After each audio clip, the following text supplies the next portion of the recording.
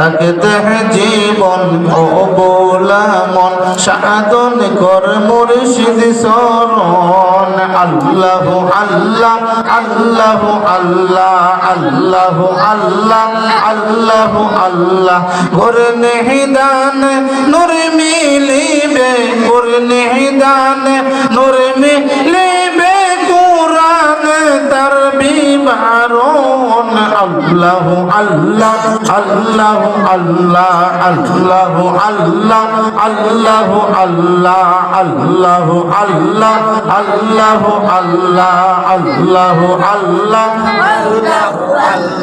কোরআন হাদিস পহিরা যদি না যায় তোমার মনে গুর মুর্শিদের শরম দরিয়া তার শরমে লাইও সুরমতর মরম কাল রাসূল পাবি কবরতে রাসূল পাবি হাদিসে তার বিবরণ আল্লাহ আল্লাহ আল্লাহ আল্লাহ আল্লাহ আল্লাহ লা ইলাহা ইল্লাল্লাহ মুহাম্মাদুর রাসূলুল্লাহ সাল্লাল্লাহু আলাইহি ওয়াসাল্লাম। ফয়জুল্লাহপুর মরহুম জমিলা খাতুনের ষষ্ঠম বার্ষিক ইসালে সব মাহফিল শাল্লা থানা সুনামগঞ্জ ডিস্ট্রিক্ট। আজকের মাহফিলের সম্মানিত সভাপতি সাহেব জনাব সুলতান মিয়া সাহেব ও রোশন আলী খান সাহেব, আজকের মাহফিলের প্রধান অতিথি। আজকের মাহফিলের প্রধান অতিথি এমন একজন ব্যক্তি যে আমার অত্যন্ত বন্ধু মানুষ, শুধু বন্ধু না, সে আমার জানের ভাই। কিশোরগঞ্জ আমার দরবার শরীফ, গাউসিয়া দরবার শরীফ আর ওনার দরবার শরীফ, এই দুইটা দরবার শরীফ একত্রিত হয়ে গেছে, এটা কোনো আলাদা না। কিশোরগঞ্জ দরবার শরীফটা, গাউসিয়া দরবার শরীফ, এই জালালি সাহেব আর এই মালিককে দরবার শরীফ, এই কাঞ্চন সাহেব, আমরা এতই আন্তরিকভাবে বন্ধুত্ব এবং নিজের ভাইয়ের চেয়ে বেশি সম্পর্ক আল্লাহ পাক আমাদেরকে দিয়েছে। সকলে আমিন পেতেন না? আজকে সে আমার বন্ধু, এই মাহফিলের প্রধান অতিথি এবং এলাকার গণ্যমান্য ব্যক্তি, অন্য অন্য আলেম ওলামা সহ আজকের মাহফিলের ছোট বড় মুরব্বিয়ান ও পর্দার আড়ালের মা বোনেরা, আদরের ছোট ছোট ছেলে মেয়েরা, সকলের প্রতি আমার সালাম। আসসালামু আলাইকুম ওয়া রাহমাতুল্লাহি ওয়া বারাকাতুহু। সালামের জবাবটা আসতে হয়ে গেছে। শ্রোতারা যদি সামনে ভালো করে জবাব না দেয়, বক্তায় ওয়াজ করতে হবে না বাবা। যত বড় বক্তাই হোক, শ্রোতার আকর্ষণ থাকতে হবে। ভালোবাসা এককভাবে হয় না। কি হয়? ভালোবাসাটা এককভাবে হয় না। এক হাতে তালি বাজে না, দুই হাত লাগাইতে হয়। আমি আবারও সালাম না দিই, সালামের উত্তরটা একটু জোরে সরে দেবেন, তাহলে আমার কাছে ভালো লাগবে। আমি মনে করবো যে আপনারা আমাকে ভালোবাসতেছেন। আর যদি ভালোবাসেন, আমার মধ্যে ভালোবাসার কথা আসবে। আর যদি ভালো না বাসেন, তাহলে আর ভালোবাসার কথা আসবে না। আমি ইচ্ছে করলেও পারবো না। এটাই দুনিয়ার বিধান। ভালোবাসা চাইতে গেলে ভালোবাসা দিতে হবে। তাই আমি আবারও সালাম জানাইছি সকলকে। আসসালামু আলাইকুম ওয়া রাহমাতুল্লাহি ওয়া বারাকাতুহু।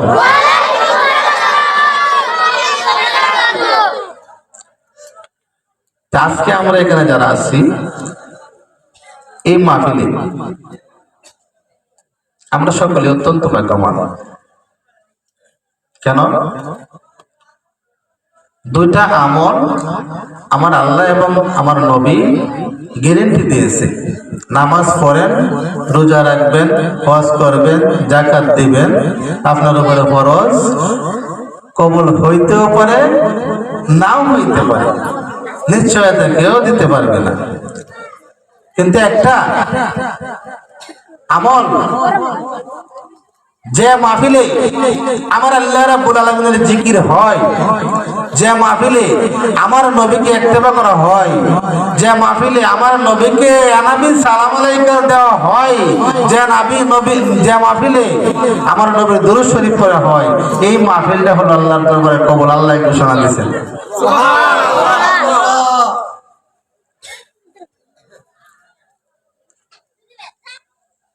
লক্ষ কোটি সালাম জানাই, লক্ষ কোটি সালাম জানাই কদম মোবারকে,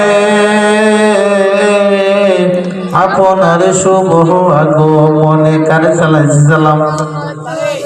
ও বাজান, ও আমার পর্দার আড়ালের মা বোনেরা, এত কষ্ট করে আপনারা ধৈর্য ধরে বসে আছেন, কিসের জন্য বসে আছেন?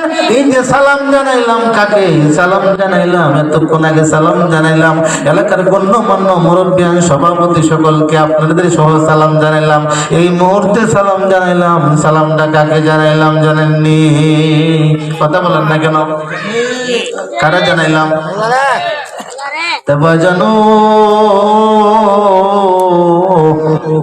সালাম তো মানুষ সামনে সামনে হাজির নাজির হইলে দেয়। আপনার সাথে আমার দেখা হবে, আমি তেজে আসি, সকলকে সালাম জানাইলাম। এখন বলতে পারেন হুজুর আপনাদের সালাম জানাইছেন, কাকে সালাম জানাইছেন? সালাম তো আপনার সামনাসামনি জানাইতে হয়। হুজুর আপনি আমাদেরকে সালাম জানাইলেন, বুঝলাম পাইলাম। আমার সভাপতিকে সালাম জানাইলেন, বুঝলাম পাইলাম। আমার প্রধান অতিথিকে সালাম জানাইলেন, আমি বুঝলাম পাইলাম। কিন্তু এখন যে সালামটা জানাইছেন, এই সালামটা কোথায় কিভাবে করলে? কথা বলেন ঠিক না বেঠিক? যে কথাটা ওহাবী আলেমরা বলে, কেন সালাম জানাইলাম? বাজানো, আমরা যারা আহলে সুন্নাত ওয়াল জামায়াতের পক্ষের থেকে যখন মাহফিল করি, মাহফিলে উঠার সাথে সাথে, মাহফিলে ঢোকার সাথে সাথে আমার মন, আমার হৃদয়, আমার দেহ প্রাণ সবকিছু আমি বিশ্বাস করি আমার দয়ার নবী, মায়ের নবী, রাহমাতাল লিল আলামিন নবীজি এই মাহফিলে হাজির নাজির আছে। এই জন্যই আমরা সবসময় নবীজিকে সালাম জানাই, ইজ্জত জানাই। কেন জানাই? বলে হুজুর আমার নবী মাহফিলে কেমনে আছে একটু খুলে বলুন।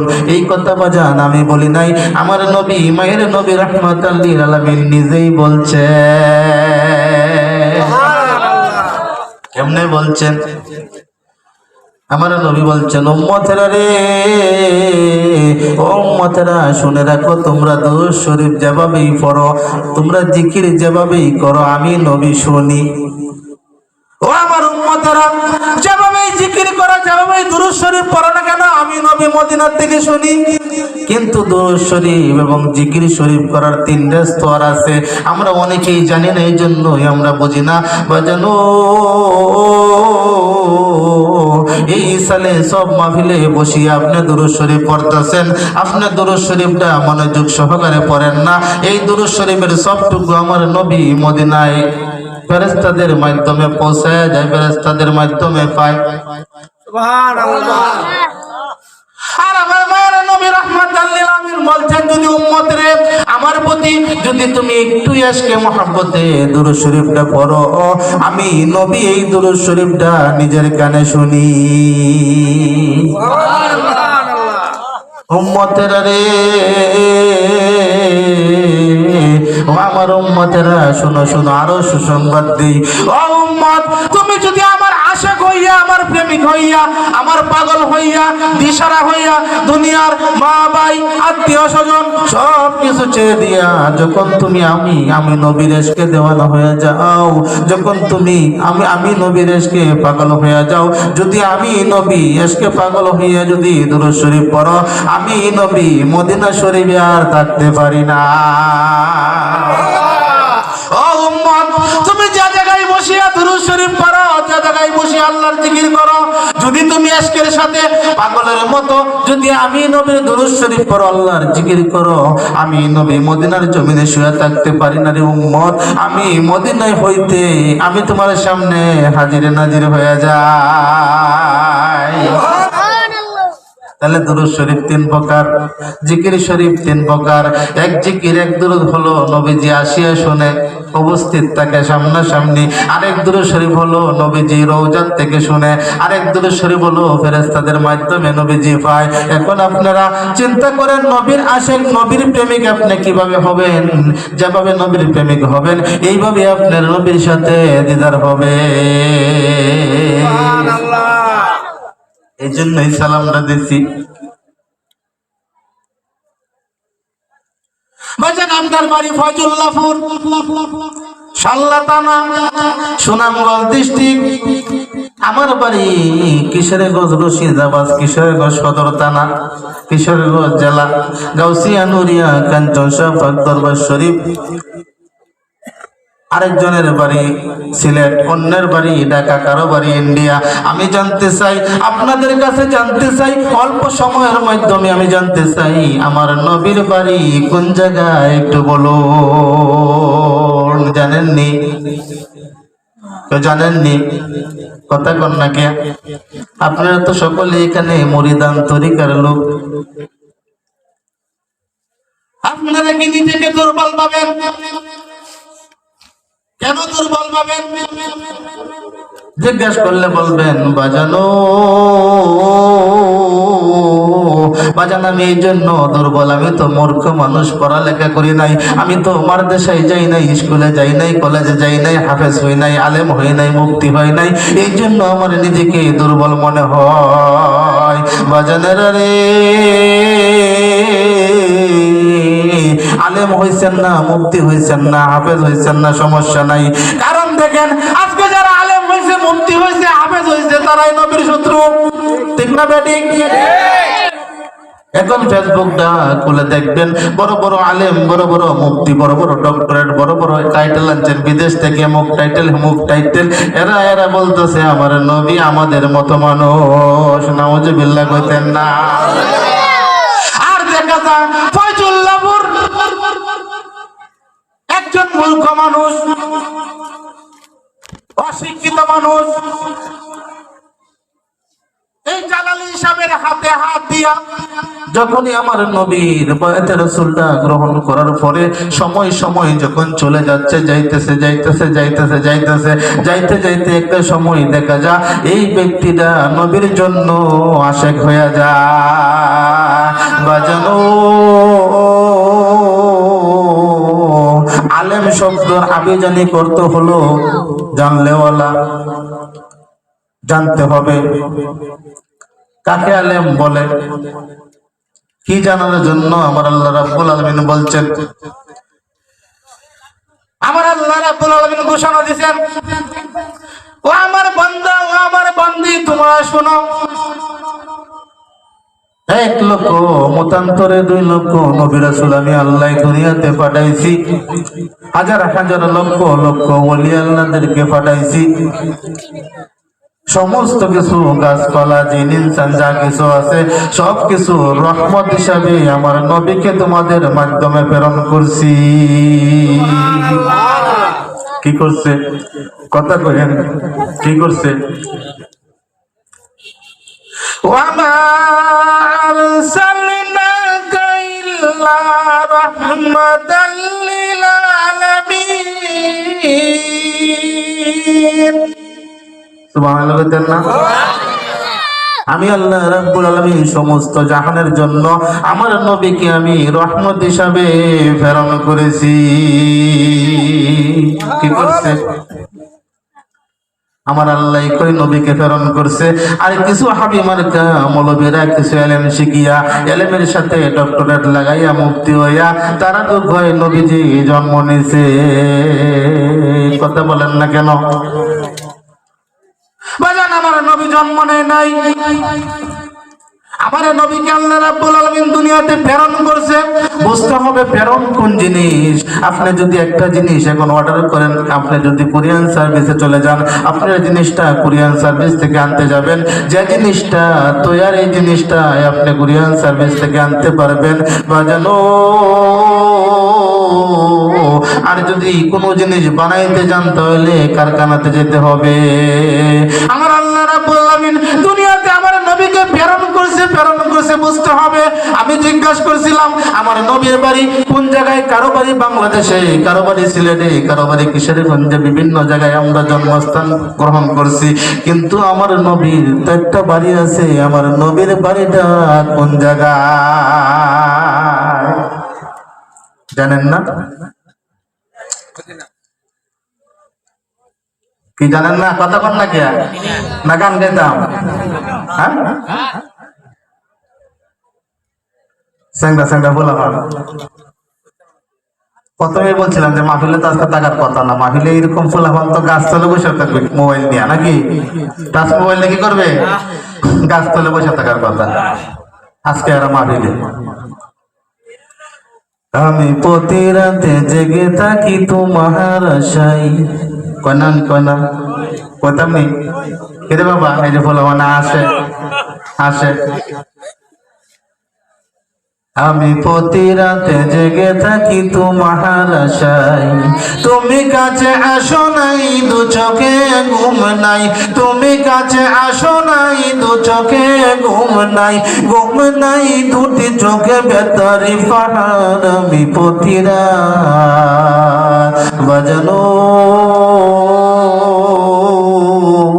এই যে গানটা তুমি গাইলা, সারা রাত ঘুমা লইলা, জিব্রাহিলের মাধ্যমে আমার আল্লাহ ঘোষণা দেয়, ও জিব্রাহিল এই সমস্ত বান্দা বান্দাদেরকে তুমি জাহান্নামের শিকল দিয়া জাহান্নামের আগুনে বিনা হিসাবে তাদেরকে তুমি জাহান্নামের আগুনে শেষরায়া নিয়ে যাইবা।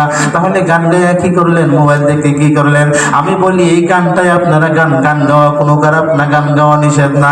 গানটা আপনার ঘোরায় গাইতে হবে। কিভাবে গাইবেন? আপনি যখন সারাদিন কাজকর্ম করলেন, স্কুল কলেজে জেনে গেলেন না গেলেন, আপনি নিশি রাত্রে বসিয়া, নিশিতে জাগিয়া, আপনি নিরলে বসিয়া, ঘরের মাধ্যমে বসিয়া যদি আপনি গানটা গাইতে পারেন, আমি প্রতি রাতে জেগে থাকি তোমার আশায়, নবী প্রতি রাতে জেগে থাকি তোমার, তুমি কাছে আসো নাই, দু চোখে ঘুম নাই, তুমি কাছে আসো নাই, দু চোখে ঘুম নাই, ঘুম নাই দুটি চোখে বেতারি পাহাড়। আমি প্রতি রাত, আমি প্রতি রাতে জেগে থাকি তোমার আশায়, নবী প্রতি রাতে জেগে থাকি তোমার আশায়। কি ভালো লাগেনি? গানটা একটু ঘুরায় গান গাইলে কি হইতেছে? মাইকের অপারেটর বাজারে বাজারে একটু সাউন্ড বাড়ায় দেন। কি হইল? এই গানটারে যদি আপনি একটু ঘুরায় গান বাজানো, আমি আল্লাহ জাতের কসম দিয়ে বলতে পারি, একটা ব্যক্তি যদি 1041 দিন প্রতিদিন রাত্রে 2টার পর থেকে 4টা পর্যন্ত 2 ঘন্টা সময় এক জায়গার মাঝে নিরলে বসিয়া যদি এই গানটা নবীর এসকে নবীর মহাব্বতে গাইতে পারে, আমি এটা আল্লাহ জাতের কসম দিয়ে বলছি রে বাজান, আমার নবী রাহমাতুল লিল আলামিন নবী যে মদিনায় শরীফে থাকবে না, আমার নবী আপনার সামনে হাজির নাজির হইতেই হবে, হইতেই হবে।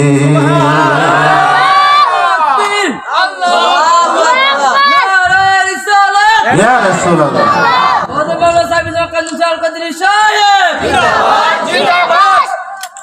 বলে হুজুর কেমনে বললেন আপনি? এত বড় কসম খাইলেন, কি করে খাইলেন?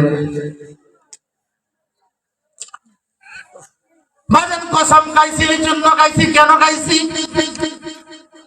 যে ব্যক্তি পরীক্ষা দেয় সে পরীক্ষার খবর জানে, যে ব্যক্তি পরীক্ষা দেয় না সে পরীক্ষার খবর জানে না। বাজানো আপনাদের বুঝতে হবে, আলেম হইলেই পীর হইতে পারে না, মুফতি হইলেই পীর হইতে পারে না, ডক্টরেট হইলেই পীর হইতে পারে না, আপনি যত বড় শিক্ষা দীক্ষা পীর হইতে পারে না, আপনি বিদেশ থেকে নামের সাথে আজাহারি লাগাই আনলেন পীর হইতে পারবেন না, কিন্তু আপনি ইচ্ছেগত পীর লাগাইতে পারবেন, যেটা ঠিক না। পীর হইতে গেলে একজন পীর যদি আপনি চুর হন পীর হইতে পারেন, আপনি একজন ডাকাত হন পীর হইতে পারেন। পীর শব্দর আবিধানিক বুঝতে হবে, একজন পীর মানুষ কি করে হয়, কিভাবে হয়। একজন পীর তো আলেম হইলে হইতে পারে না, একজন পীর কিভাবে হইতে হয়। আপনি যখন একজন সাইড তরিকার মুর্শিদ কাবলার কাছে যাইয়া আমার নবীর বয়াত রাসূলটা যখন গ্রহণ করবেন, কানকা শরীফে যখন ভর্তি হবেন, আপনি দেখবেন আস্তে আস্তে করে আপনার ভিতরটা ক্লিয়ার হবে বাজানো।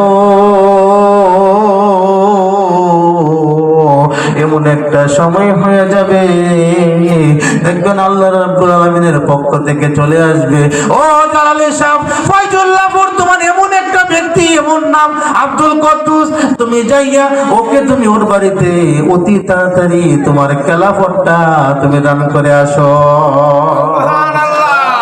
এটা হলো আল্লাহ পদার্থ জিনিস বুঝতে হবে। এই জন্যই বলি বাজান, আলেম হয়েছেন না সমস্যা নাই, মুফতি হয়েছেন না সমস্যা নাই, আপনি হাফেজ হয়েছেন না সমস্যা নাই, আপনি মানুষ হওয়ার জন্য কোথায় যেতে হবে আপনি বুঝতে হবে, কোন জায়গায় গেলে আপনি হেদায়েত হবেন, কোন জায়গায় গেলে আপনি আল্লাহ রাসূল পাইবেন। আলেম শব্দের আবেদনই করতে হলো জানলেওয়ালা। কি জানলেওয়ালা বাজান? আপনি আলেম হইলেন, মুফতি হইলেন, এত বড় ডক্টরেট হইলেন, আপনি এখন বলতেছেন আমার নবী আমাদের মতো মানুষ, আমার নবী মাটির নবী, আমার নবী হাজির নাজির জানে না, আমার নবী হাজির নাজির হয় না, দেওয়ালের বাহিরের খবর জানে না। যদি আপনার মনে প্রাণে এই কথা বিশ্বাস করেন মানেন, তাহলে আপনার এই আলেমের উপরে আমি অদম পাপী তুতু দিতে দ্বিধাবোধ করব না। কেন?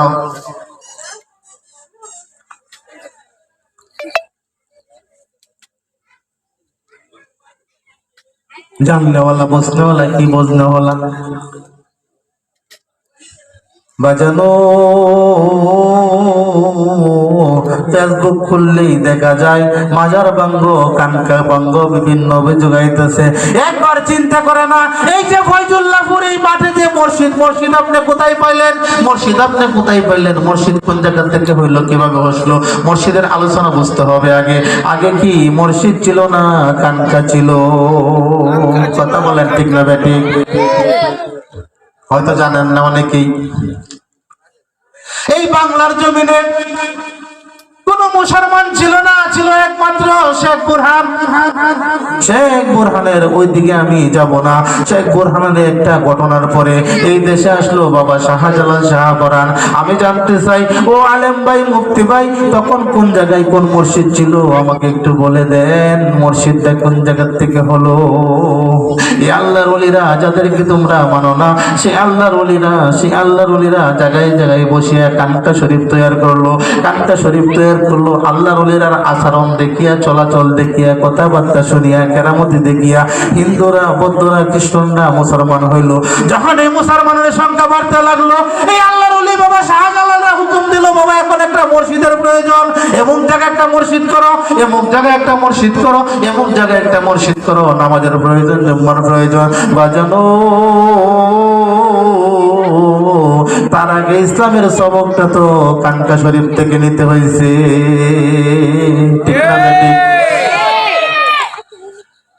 আর এখন সামনে বড় বড় মাইক লিয়া হুকুম দাও, সমস্ত কানকা ভেঙ্গে ঘুরিয়া দাও, বাংলাদেশের মাজার ভেঙ্গে ঘুরিয়া দাও। ও আলেম, আমি জানতে চাই তোমার জন্মটা আল্লাহ পাক জানে কোথায় থেকে আছে। তুমি কি দুনিয়ার জমিনে পশুর ঘর থেকে জন্ম নিছো না মানুষের ঘর থেকে জন্ম নিছো? একমাত্র তুমি জানো। বলেন ঠিক না বেটি? কারণ কেন বলছি বাজান, আমি যত বড় ভিড় হই, যত বড় আলেম হই, মুফতি হই, এখন যদি আমি আমার দাদারে না মানি, আমি আমার বাবারে না মানি, এই আলেমের এই পীরের কোনো দাম আসেনি।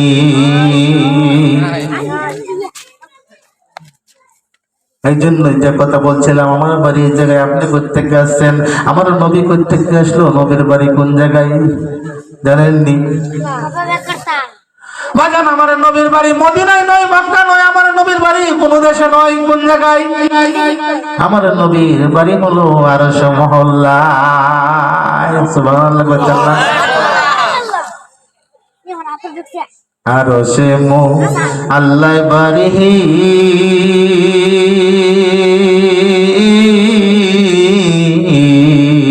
দুনিয়া হইলেন জাহিরি, ওরে করিয়াছেন দুনিয়াদারি, ওরে করিয়াছেন দুনিয়াদারি, চিনতে আসে গনে আপনার শুভ আগমনে। লক্ষ কোটি সালাম জানাই, লক্ষ কোটি সালাম জানাই কদম মোবারকে আপনার শুভ আগমনে। এই জন্যই সালামটা জানাইছি। আমার বিশ্বাস এখানে এই মাহফিলে আমার নবী হাজির নাজির আছে, আমার নবী হাজির নাজির আছে বিধায় আমি নবীকে সালামটা জানাইছি আপনাদেরকে নিয়া। আমি অল্প কথাই বুঝাইয়া দিলাম।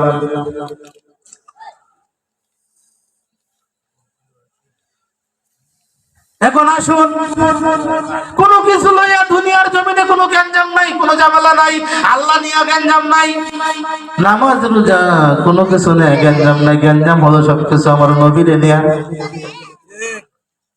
এখন লাগছে আমার নবীর নূর নিয়া। কিন্তু একবার চিন্তা করেন না, আমি নবীর নূরে কেন যাব? আমি যে একজন মানুষ, আমাকে আল্লাহ রাব্বুল আলামিন কি দিয়া বানাইছে জানেননি? আপনি আমাকে আল্লাহ কি দিয়া বানাইছে বাজানো? আমার আল্লাহ রাব্বুল আলামিন আদম আলাইহিস সালামকে একটা মূর্তি বানাইছেন। আদম আলাইহিস সালামকে একটা মাটির মূর্তি বানাইছেন, বানাইয়া কাবা শরীফের পাশে আল্লাহ রেখে দিয়েছেন। দীর্ঘ বছরের বছর দিন যাচ্ছে যাচ্ছে যাচ্ছে, আমার আল্লাহ রাব্বুল আলামিন চিন্তা করলেন আদম তো মাটির মূর্তি বানায়া রাখছি, কিন্তু আদম তো নীরব হয়ে রয়েছে, আদমকে আমি একটু সজীব করতে হবে। সুবহানাল্লাহ। আগুন পানি নূর বাতাস মিশাইয়া মাটির একটা মূর্তি আল্লাহ বানাইয়া, তার ভিতরে নিজে যাইয়া বাড়াইয়াছেন দাম। মূর্তির মানুষ রাখছে নাম রে হে, মানুষ রাখছে নাম। কন্যা মূর্তির মানুষ রাখছে নাম রে হে, মানুষ রাখছে নাম। কি ভালো লাগেনি? সেই মানুষ রে খাইতে আল্লাহ দিছে একটা মুখ, সেই মুখ দিয়া খাইও না রে সুদার গোশ, খাইও না তুমি মদ গাঁজা হারাম। মূর্তির মানুষ রাখছে নাম রে, মানুষ রাখছে নাম। মূর্তির মানুষ রাখছে নাম রে হে, মানুষ রাখছে নাম। বাজানো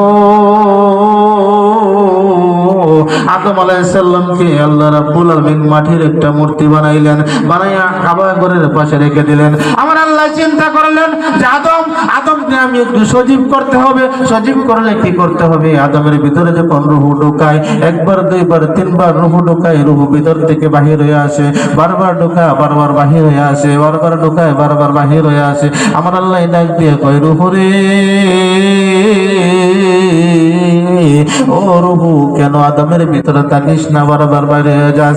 আর রূহ ডাক দিয়ে কয় আল্লাহ আদমের ভিতরে অন্ধকার দুর্গন্ধ, এখানে থাকা সম্ভব না, এই জন্য আমার পক্ষে থাকা সম্ভব না, বাহির হয়ে যাই। আমার আল্লাহ ডাক দিয়ে কয় রূহ বুঝতে পারছি কিসের জন্য থাকস না। আমার আল্লাহ রাব্বুল আলামিন দয়া করে মায়া করে আমার নবীর একটু নূর মুবারক নিয়ে যখন আদম আলাইহিস সালামের পিঠে লাগাইয়া দিলেন, সাথে সাথে আদম আলাইহিস সালামের ভিতরটা আলোকিত হয়ে গেল।